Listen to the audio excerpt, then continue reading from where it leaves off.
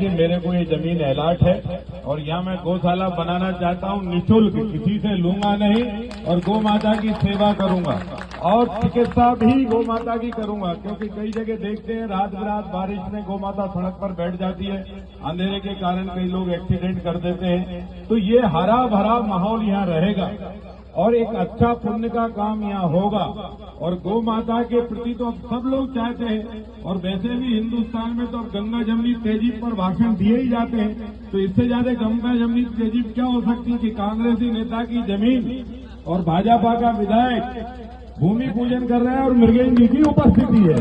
बताइए इससे अच्छा बेहतर क्या हो सकता है। और ये पुण्य का काम है, तो इसमें कोई राजनीति नहीं है, कुछ नहीं है। हमारे राजनीतिक मतभेद भली हो सकते हैं, पर गौ माता और भारत माता के बारे में हम एक थे, एक हैं और एक रहेंगे। क्योंकि ये हमारी सबकी मंशा होना चाहिए, हमारा सबका मानना होना चाहिए कि हम देश के लिए गौ पाकिस्तान में गौशाला का मामला आया है, उसको आप देखिए, वो जमीन जो मुझे बताया गया है वो कांग्रेस के नेता अश्वनी श्रीवास्तव जी की जमीन है। उन्होंने मुझे कहा था कि मैं गौशाला बना रहा हूं, भूमि पूजन वहां पर किया है।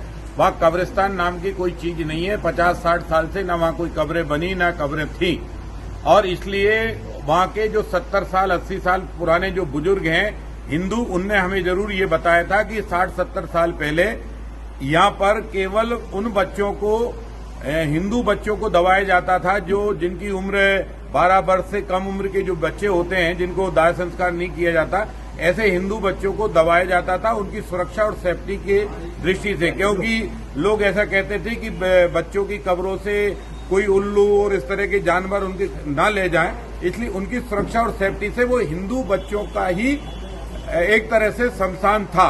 पर उस समय नवाबी शासन रियासत होने के कारण उसको बोलचाल की भाषा में उसे कब्रिस्तान लिखा गया और कब्रिस्तान बोला गया। मुसलमानों का कब्रिस्तान नहीं था और उसके 4 से 5 किलोमीटर दायरे में कोई मुसलमान भी नहीं रहता था। ठीक।